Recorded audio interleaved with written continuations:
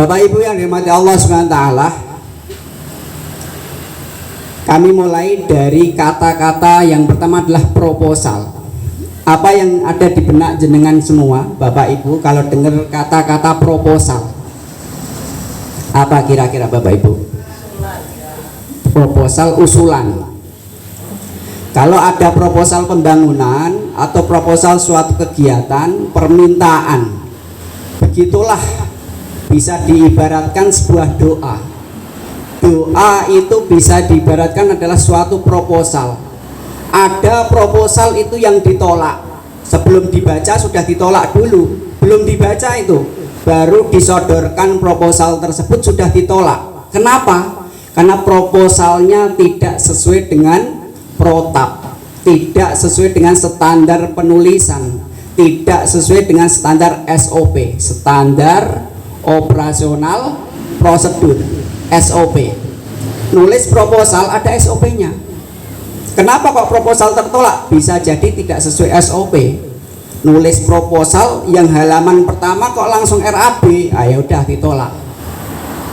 Biasanya ditulis nama baik, gelarnya dan lain sebagainya. Dan seperti itu doa. Kita minta kepada Allah SWT itu ada doa sesuai dengan protap dan standar prosedurnya. Tidak langsung minta sebagaimana yang diajarkan oleh Rasulullah SAW. Ada satu hadis. Hadis ini diriwayatkan oleh dari Abu Hurairah. Abu Hurairah itu adalah sahabat Rasulullah yang memegang peringkat pertama dalam hal hafalan hadis terbanyak. Padahal masuk Islamnya itu kategorinya terlambat, akhir-akhir, bukan kategori sabiqunal awalun, bukan kategori yang pertama-pertama masuk Islam. Tetapi beliau ini, sahabat ini, Abu Hurairah ini menjadi peringkat nomor 1 dalam hal hadis terbanyak, 5.000 sekian hadis. Kalau yang hadir di sini hafal berapa hadis Bapak Ibu? Abu Hurairah 5.000 hadis. Nomor 2 ada Abdullah bin Umar, putranya Umar bin Khattab. Yang ketiga ada Anas bin Malik, pembantunya Rasulullah yang hidup didoakan Rasulullah umurnya panjang, anaknya banyak, hartanya berkah melimpah, Anas bin Malik. Dan yang keempat adalah istri Rasulullah dari kalangan sahabiah, yaitu Aisyah binti Abu Bakar. Itu 4 penghafal hadis terbanyak di kalangan sahabat dan sahabiah. Dari Abu Hurairah, hadis ini sahih, ada di kitab Arba'in An-Nawawi yang nomor 10. Nanti bisa dibuka di rumah, dicek. An Abi Hurairah, dari Abu Hurairah qala, Abu Hurairah berkata, qala Rasulullah sallallahu alaihi wasallam, Rasulullah sallallahu alaihi wasallam bersabda, innallaha thayyibun, sesungguhnya Allah itu thayyib, Allah itu suci. Makanya para ulama mensyarah hadis ini, yang dimaksud suci layak balu illa thayyibun itu apa? Allah itu suci dan tidak menerima sesuatu yang suci yang baik juga. Ini berkaitan dengan 2, 1 sedekah, 2 amal soleh. Yang dimaksud Allah itu suci, Allah tidak menerima sesuatu yang suci. 1 adalah sedekah, 2 adalah amal soleh. Kalau kita tahu bahwasanya amal seseorang itu tidak diterima kecuali 2 syarat, yaitu ikhlas karena Allah dan sesuai dengan tuntunan Rasulullah. Syarat amal diterima. Begitu juga dengan hadis ini, Allah tidak menerima sedekah seseorang kecuali sedekahnya itu thayyib. Contoh, kalau kita adab bertetangga, kita punya tetangga, itu adabnya kok masak, kok aromanya itu sampai tetangga, itu harus diantarkan ke tetangga masakan kita, ya. Makanya suruh menambah kuahnya. Ini jangan diantar kuahnya toh, iso nesu. Suruh mengantar ke tetangga karena sudah mencium aromanya, ya. Jadi memberi tetangga itu bukan karena kita masak banyak kemudian tidak habis baru diantarkan, itu tidak beradab dan itu tidak diterima, makruh hukumnya. Memberikan sesuatu yang jelek itu makruh. Wong kita aja tidak mau, masa dibagikan. memberikan itu yang baik sebagaimana hadis ini. Contoh nanti di bulan Dzulhijjah, 10 Dzulhijjah, ketika menyembelih hewan kurban pun harus dengan sembelihan yang paling baik. Ketika kambing harus yang bertanduk, harus yang gemuk, yang sehat, yang berdaging. Seperti itu yang diterima Allah SWT. Kalau yang kurus ya ada dagingnya tidak boleh, atau yang cacat, yang pincang tidak boleh, atau yang buta matanya tidak boleh. Seperti itu. Itulah di dalam Islam. Kita balik kepada adab kepada tetangga. Ketika kita masak, aromanya sampai ke tetangga, itu adabnya harus dibagi kepada tetangga. Lah sekarang permasalahannya, sekarang ini kita sedang megang HP, megang media sosial, megang WhatsApp, megang status. Ya memang aromanya tidak tercium, tapi habis masak difoto dilihatkan kepada tetangga. Yang biasa masang status makanan, siapa yang mau, kemudian ditulis si captionnya di bawahnya, siapa yang mau monggo datang ke sini. Ah, itu bukan adabnya seperti itu. Adabnya apa? Yang baca status makanan harus dianteri satu persatu. Itu adabnya seperti itu. Kenapa? Bisa jadi orang yang baca status WA kita, makanan kita yang baik-baik itu, yang enak-enak itu, bisa jadi kondisi orang yang baca tidak sebagaimana kita, hilang keberkahannya. Ya, itu yang biasa masang status makanan enak-enak, pasang statusnya kayak jalan-jalan, healing-healing, ya kan? Kemudian dikomentari statusnya jalan-jalan, utang rak dibayar, ya gitu ya, nesu akhirnya, ya kan? Statusnya jalan-jalan tapi orang utang rak dibayar, nesu. Atau statusnya yang lagi belanja dan lain sebagainya seperti itu. Hati-hati dengan status, apalagi tentang makanan. Ini ada seperti itu, ya. Hadisnya adalah ketika punya bersedekah, bukan sedekah gambarnya, betul-betul sedekah diantarkan. Kalau tidak mau membagi dengan sedekah itu, jangan dibagikan gambarnya, hilang keberkahan makanan seperti itu. Innallaha thayyibun la yaqbalu illa thayyiban. Kemudian setelah itu apa? Summa dzakara rajula. Kemudian Rasulullah menyebutkan laki-laki, rajula, laki-laki. Yutilus safar, telah melakukan perjalanan yang panjang sekali. Perjalanan panjang di sini diterjemahkan, disyarah oleh para ulama, ada dua perjalanan panjang yang dimaksud. Satu jihad fisabilillah, dua adalah berangkat haji atau umroh. Dulu perjalanan panjang itu jalan kaki pakai onta, sekarang ya pakai pesawat kalau dari Indonesia, dulu pakai kapal. Yang dimaksud perjalanan panjang seperti itu gambarannya, sangat capek, melelahkan, banyak rintangan di jalan. Summa dzakara rajula, kemudian Rasulullah menyebutkan laki-laki yutilus safar yang telah melakukan perjalanan panjang, sampai disifati apa? Asy'asya akbar, rambutnya kusut masai, badannya berdebu. Itulah capeknya, letihnya di perjalanan, banyak rintangan. Kemudian apa? Yamuddu yadai ila sama, kemudian mengangkat kedua tangannya karena sudah tidak punya apa-apa, hanya punya Allah SWT. Tetapi di akhir hadis ini ditutup dengan wa mat'amu haram, wa mashrabu haram, wa ghudhiya bil haram. Tetapi apa? Wa mashrabu haram, wa mat'amu haram, makanannya itu haram. Orang yang berjalan tadi itu, dia membawa bekal perjalanan, makanannya yang dibawa itu makanan haram. Bisa haram secara zatnya, bisa haram secara cara memperolehnya. Kalau secara zatnya ya bisa homer, bisa babi, bisa makanan-makanan haram yang lain. Atau dengan cara haram cara mencarinya, bisa dengan cara korupsi mencarinya, atau mendolimi orang dengan cara dolim mencari hartanya, bisa. Rasulullah menyebutkan lelaki seperti itu bekal makanannya haram. Wa mashrabu haram,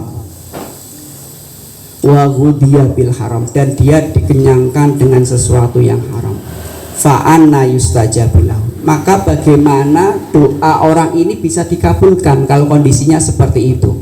Padahal orang ini, lelaki ini punya potensi untuk dikabulkan oleh Allah Subhanahu wa taala doanya.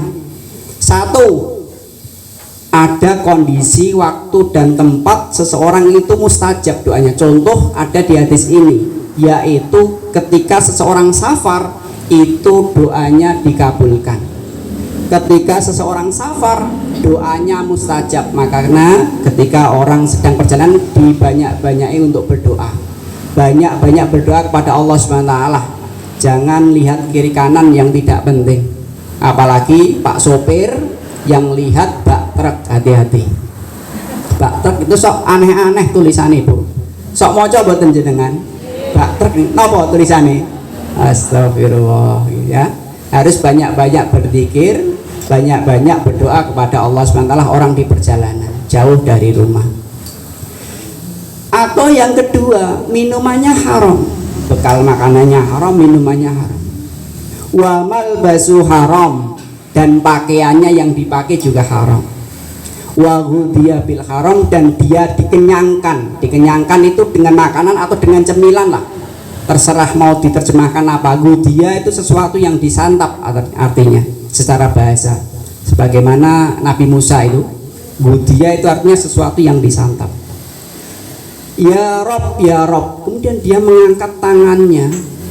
Salah satu terkabulnya doa itu dengan cara mengangkat tangan, sebagaimana yang dicontohkan Rasulullah. Nanti saya jelaskan bagaimana cara berdoa atau SOP berdoa supaya doa kita itu diterima Allah SWT, dikabulkan. Salah satunya di dalamnya adalah mengangkat kedua tangan. Dan ini dilakukan oleh orang tersebut. Fa'anna yustajabu lahu, maka bagaimana mungkin orang yang seperti ini doanya dikabulkan? Yang pertama, SOP dalam berdoa, Bu. Standar operasional prosedur supaya doa kita dikabulkan Allah Subhanahu wa taala. Yang pertama adalah ikhlas karena Allah Subhanahu wa taala. Ditata niatnya. Ikhlas karena Allah, sebagaimana tak singgung di pertama, yang diterima oleh Allah Subhanahu wa taala adalah ikhlas dan sesuai dengan tuntunan Rasulullah. Ketika mau berdoa kepada Allah Subhanahu wa taala, ditata niatnya. Saya berdoa ini untuk apa? Saya berdoa tujuannya untuk apa? Ditata niatnya. Ya. Apalagi jangan sampai berdoa untuk keburukan. Jangan sampai. Minta pada Allah, ditata niatnya. Ya. Sebagaimana dengan sedekah yang tidak diterima tadi, amal pun tidak akan diterima ketika tidak ikhlas. Berdoa kok tidak ikhlas, berdoa kok dipaksa, ya, tidak dari lubuk hati yang paling dalam. Saya kasih contoh, kenapa doa seseorang ibu kepada anaknya dikabulkan Allah SWT mustajab, karena ikhlas. Anak tidak usah minta, Bu, dok saya didoakan, tidak usah minta, pasti didoakan oleh orang tua. Nggih napa nggih? Pasti doakan anaknya. Nggak mungkin tidak. Orang tua pasti mendoakan anaknya ikhlas. Tidak minta imbalan. Pasti mendoakan anaknya. Itulah kenapa doa orang tua, terutama doa ibu, itu diijabahi oleh Allah Subhanahu wa taala. Yang kedua, SOP yang kedua, tata cara kedua untuk berdoa supaya doa kita itu dikabulkan oleh Allah Subhanahu wa taala adalah memuji Allah Subhanahu wa taala sebelum berdoa. Sebagaimana proposal. Proposal yang pertama, jangan langsung nulis RAB, jangan langsung minta pada Allah tujuannya A yang A, tidak. Tetapi sebagaimana dicontohkan Rasulullah, sebelum berdoa adalah memuji Allah Subhanahu wa taala. Allah punya nama-nama baik. Namanya adalah Asmaul Husna. Allah punya nama-nama baik, disebut dulu sebanyak-banyaknya, baru minta pada Allah. Yang di sini hafal 99 Asmaul Husna, sinten dapat door prize nangit dari panitia. Ada door prize dari panitia ini. Yang hafal Asmaul Husna. Enten sing hafal? Sing hafal biasanya anak TK. Biasanya TK itu setiap pagi baca Asmaul Husna, nggih. Biasanya nggih. Setiap pagi itu. Ya Allah ya Rahman ya Rahim ya Malik ya Kudus ya Salam ya Mu'min ya Muhaimin ya Aziz ya Jabbar dan seterusnya. Ini diwaca kabeh ya pol jam 11. Ada yang hafal 99? Enten boten? Ini door press tenan loh ini Bu. Asmaulnya disebut ketika kita mohon ampun kepada Allah SWT disebut ya Ghaffar yang maha pengampun. Kita minta rezeki ya Razak, minta kepada Allah ya Razak memberi rezeki, seperti itu. Disebut terus sebanyak-banyaknya, berapa kali semakin banyak semakin bagus, tidak dibatasi. Ya, disebut Asmaul Husna. Minta pada Allah.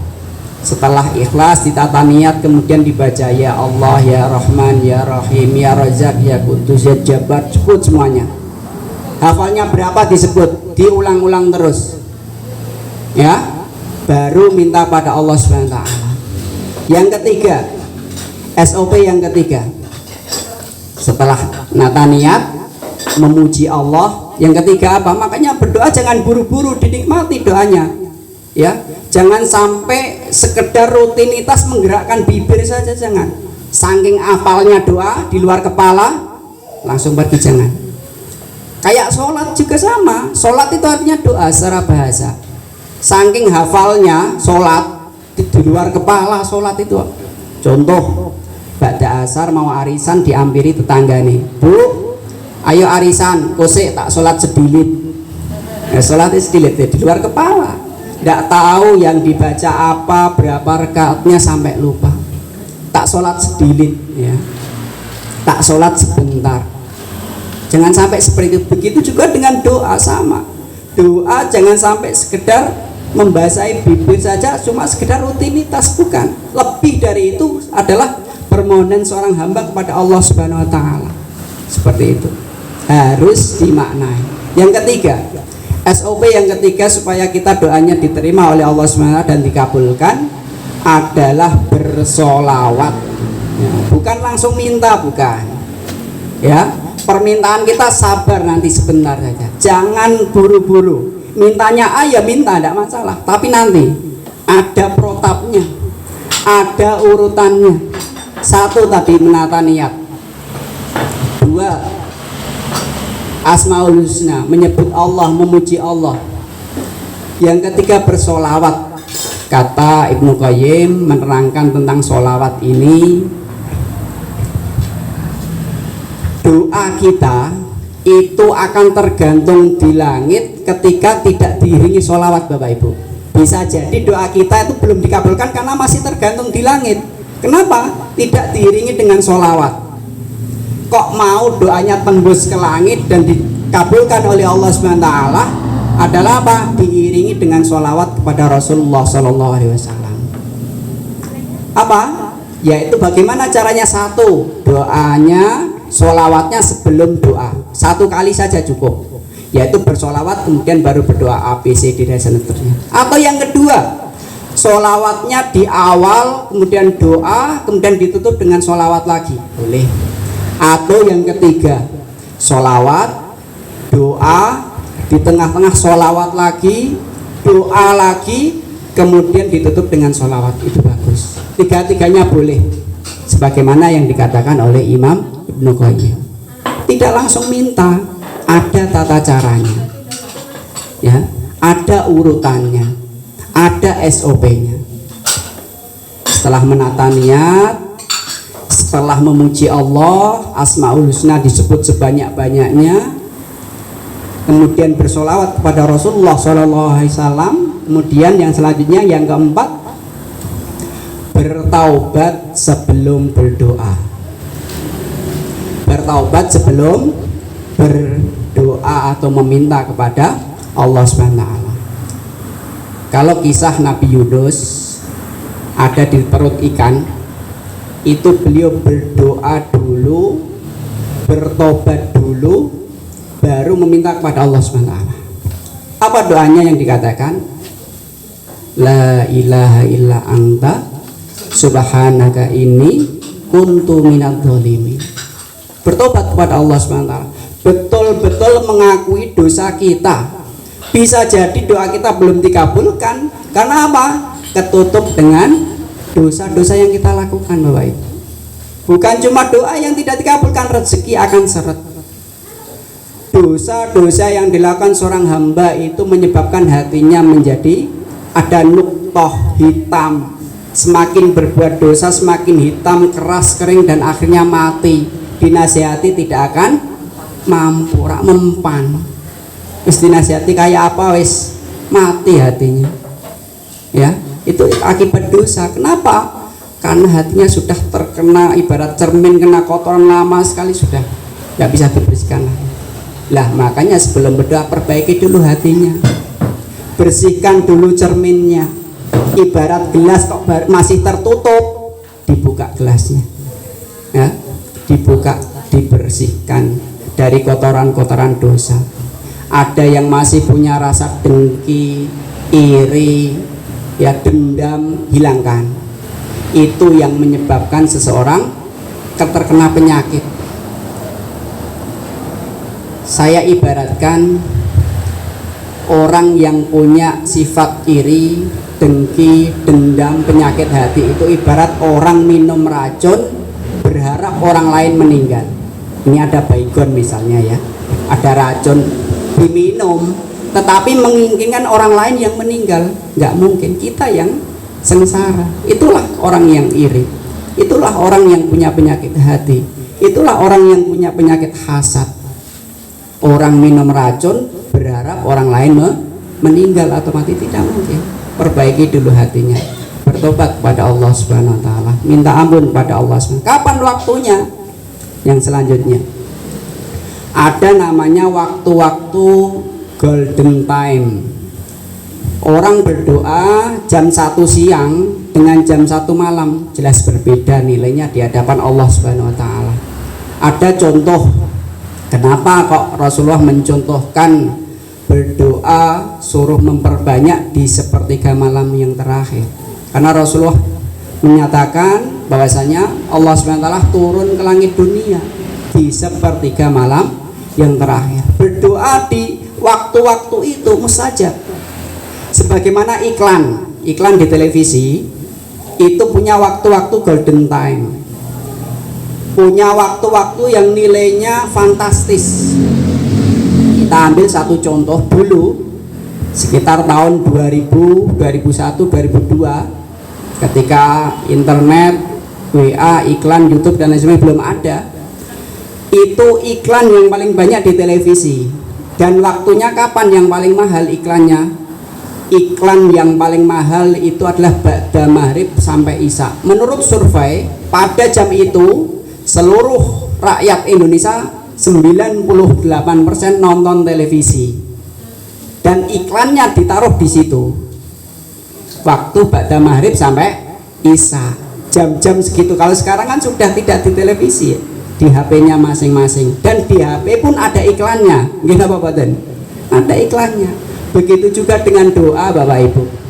Doa itu ada waktu golden time, ada waktu-waktu yang mustajab, ada waktu-waktu yang dianjurkan Rasulullah SAW ketika Allah turun ke langit dunia. Barang siapa yang berdoa kepadaku pasti aku akan kabulkan, kata Allah SWT. Barang siapa yang meminta kepadaku pasti akan aku berikan. Barang siapa yang bertobat kepadaku mohon ampun pasti aku akan ampuni, kata Allah. Ini janji Allah SWT. Jangan cuma dihabiskan untuk tidur, jangan. Ini waktu golden time-nya umat Islam, waktu-waktu yang mustajab. Selain itu ada waktu apa lagi? Banyak, tadi sudah sebutkan. Ketika safar itu juga mustajab. Ketika adzan dan iqomah antara kedua itu mustajab. Dan yang sering kita lupakan adalah waktu ketika turun hujan, Bapak Ibu. Ke arah berangkat kok hujan, walah malah hujan. Jangan, tapi yang pertama harus doa. Walahnya nanti nomor 27. Yang pertama doa sih, ya, Allahumma Shayyiban nafi'an. Kayak jemur rampung kok udan. Apa kira-kira? Udan. Jangan pahnya nanti aja yang terakhir ya. Yang pertama alhamdulillah udan. Kira-kira berat nama badan? Harus dibiasakan. Ya, itu waktu yang mustajab.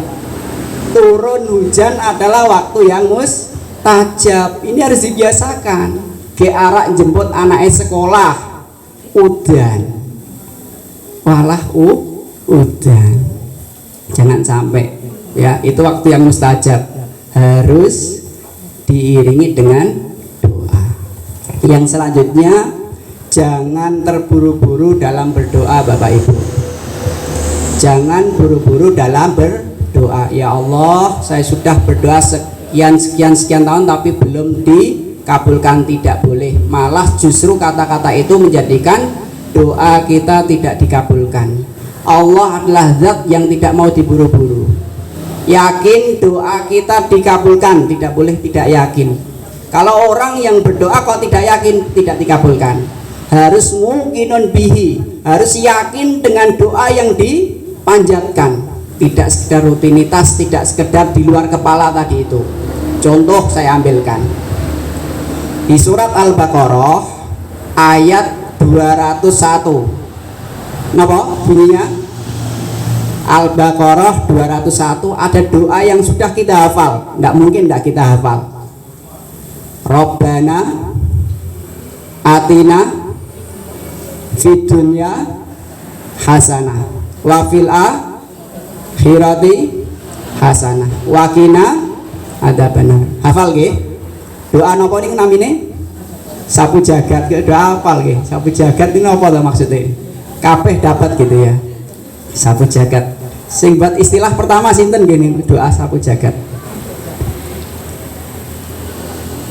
Allah SWT tidak mau, bukan zat yang diburu-buru, tidak mau. Langit dan bumi diciptakan di dalam 6 masa. Kalau Allah mau, 1 masa sudah selesai, 1 hari sudah cukup. Tapi butuh tahap, butuh proses.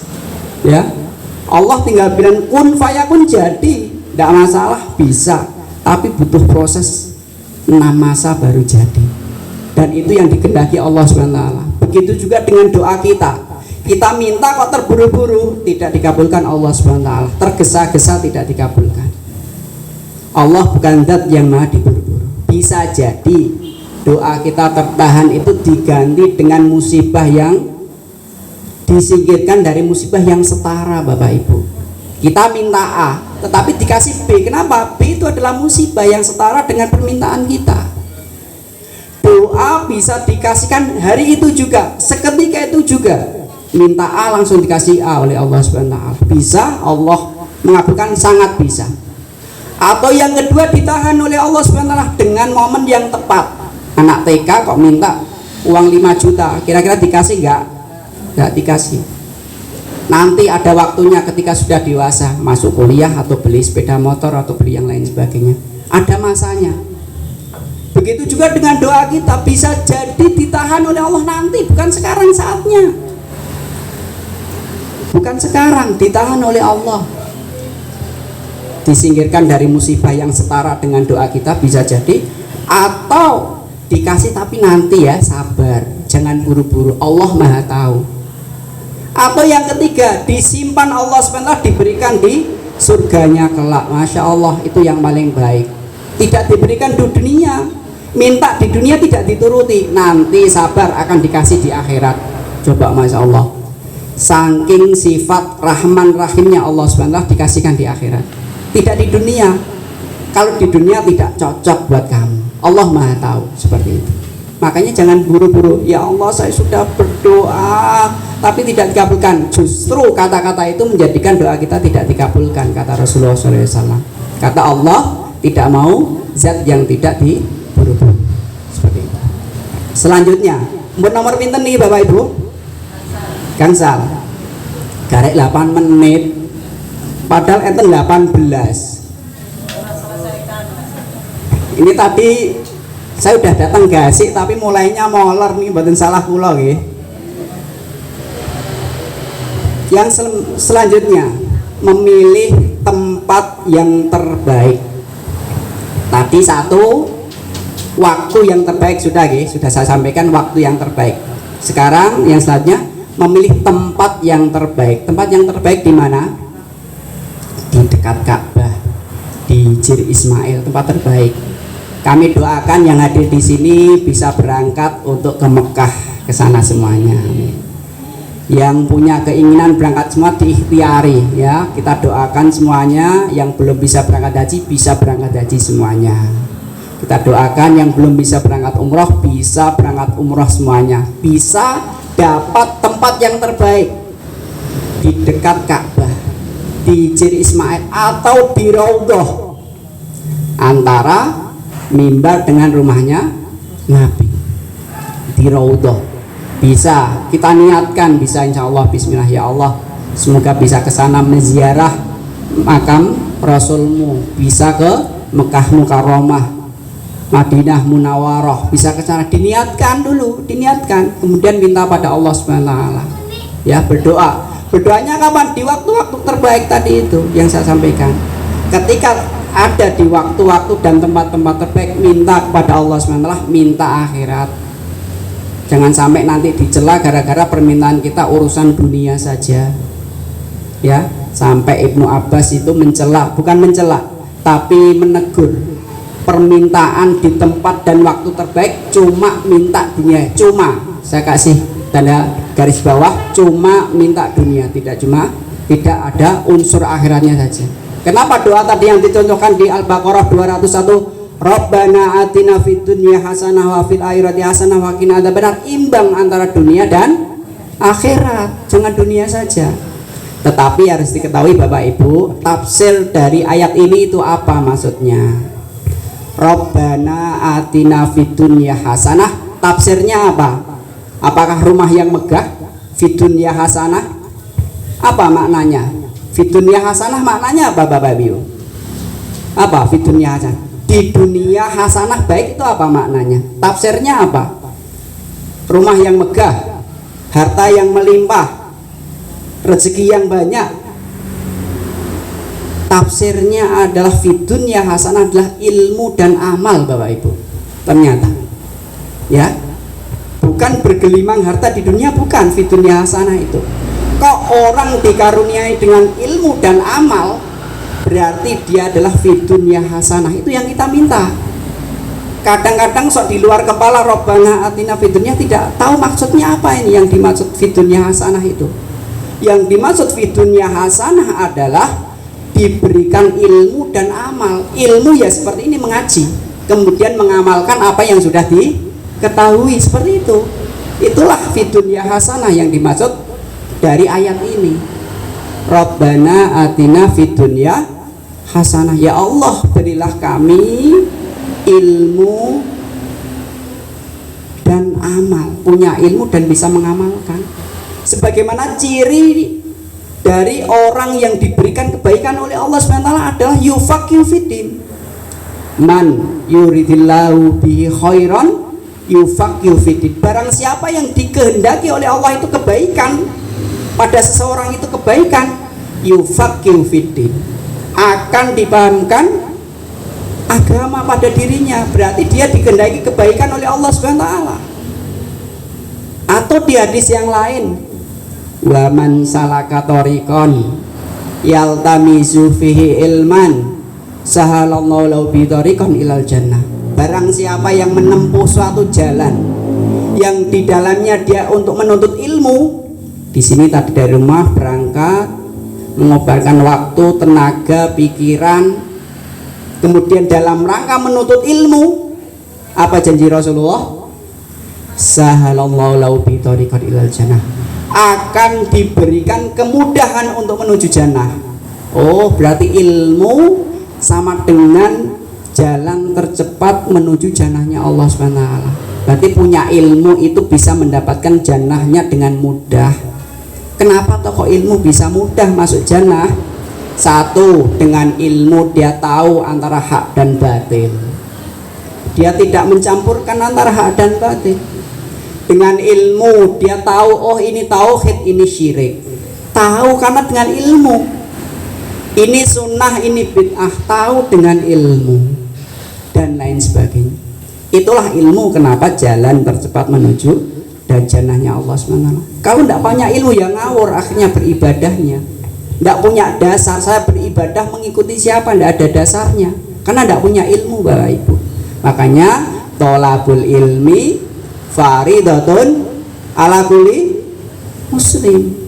Menuntut ilmu itu wajib bagi setiap orang Islam. Yang wajib itu apanya? Menuntut ilmunya yang wajib.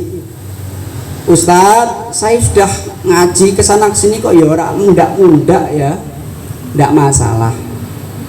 Yang wajib itu menuntut ilmunya. Masalah paham tidak paham, serahkan pada Allah Subhanahu Wa Taala. Seperti itu Bapak Ibu.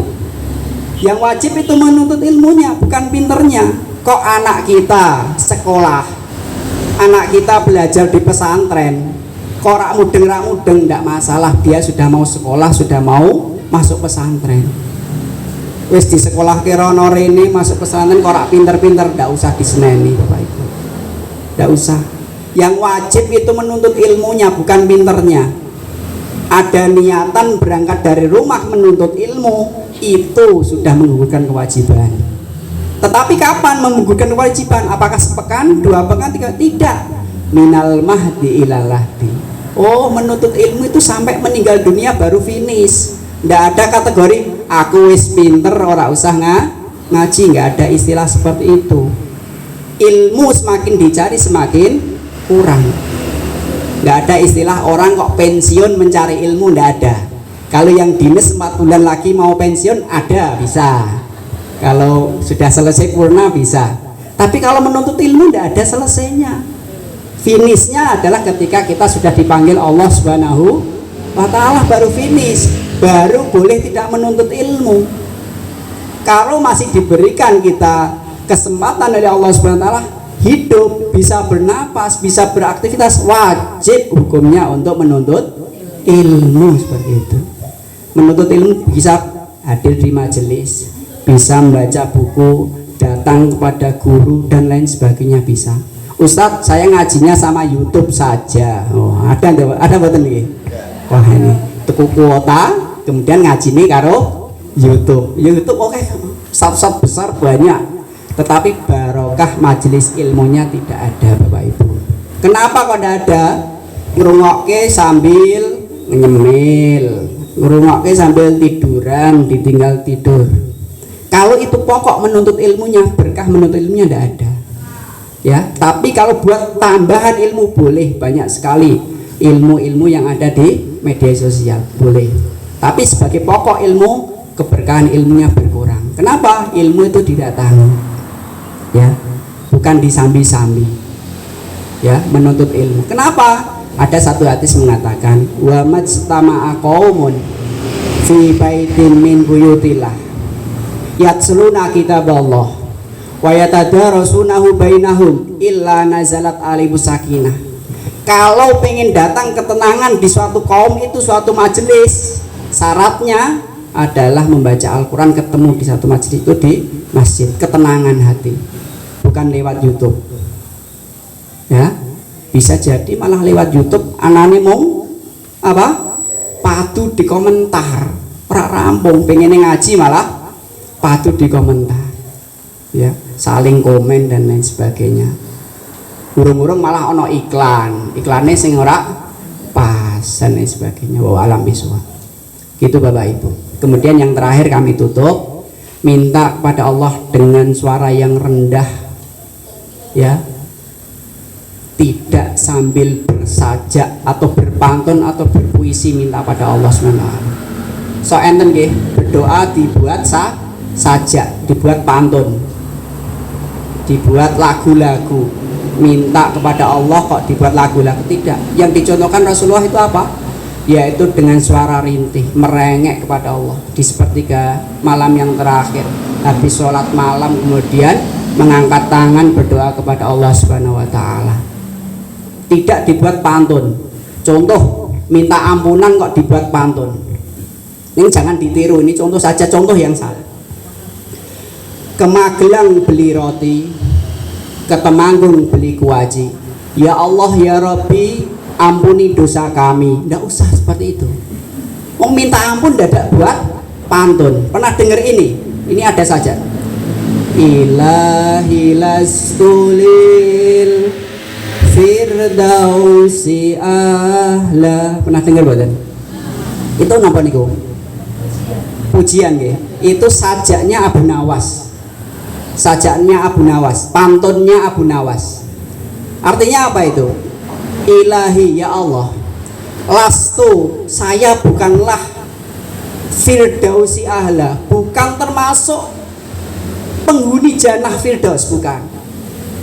Wala aqwa, dan tapi saya tidak kuat finari jahimi, tapi kalau dimasukkan neraka ya Allah saya tidak kuat. Seperti itu. Ini sajaknya Abu Nawas, dibuat pantun, dibuat sajak, kurang tepat. Walaupun itu dibuat seperti itu, dibuat pujian, maknanya bagus-bagus sekali. Tetapi kalau dalam kesendirian tidak usah baca seperti itu. Langsunglah minta pada Allah SWT dengan suara yang lirih saja. Ya, ya Allah saya bukanlah penduduk jannah, penduduk firdaus, tapi kalau saya dimasukkan neraka saya tidak kuat ya Allah. Artinya seperti itu kurang lebih. Ya, tadi yang tak baca, tidak usah dibuat bersajak. Terus bagaimana caranya berdoa? Rasulullah mencontohkan mengangkat kedua tangan. Kalau mau berdoa mengangkat kedua tangan. Tangan, dua telapak tangan digabungkan jadi satu. Dihadapkan setinggi wajah, kemudian menghadap wajah berdoa pada Allah. Ya. Tangannya, telapak tangannya digabung jadi satu, kemudian berdoanya menghadap telapak tangan. Berdoanya tidak usah sambil nolah-noleh, tidak usah, nggak usah. Berdoa yang khusyuk, minta pada Allah, tidak usah sambil nolah-noleh. Ya. Tapi kalau sedang nyetir, sedang naik motor, gimana Ustadz? Ya tetap nyetir saja, tidak usah lepas tangan, tetap berdoa saja. Itu dalam kondisi normal. Tapi dalam kondisi tertentu, Rasulullah pernah berdoa sampai mengangkat tinggi. Ketika perang Badar, ketika minta hujan, pernah. Kemudian menghadap kiblat, kemudian dalam kondisi bersuci. Seperti itu Bapak Ibu. Ini sudah dapat ilmunya, tinggal mempraktekkan. Yang diminta apa? Dimaknai. Jangan sekedar di luar kepala permintaan kita. Tahu apa yang kita minta. Biasanya pertanyaannya, Ustadz boleh pakai bahasa sendiri? Boleh. Tetapi ada tetapinya. Yang paling baik adalah yang dari Al-Quran dan Sunnah. Orang hafal Ustadz, tidak apa-apa, nggak hafal, pakai bahasa sendiri. Masuk robana artinya tadi tidak hafal, hafal lah misalnya. Ambil dari Al-Quran dan Sunnah yang dicontohkan Rasulullah. Ambil itu, selebihnya pakai bahasa sendiri boleh. Pakai bahasa Indonesia boleh. Pakai bahasa Jawa boleh. Pakai bahasa Arab boleh, silakan. Seperti itu Bapak Ibu. Mungkin ini yang bisa kami sampaikan.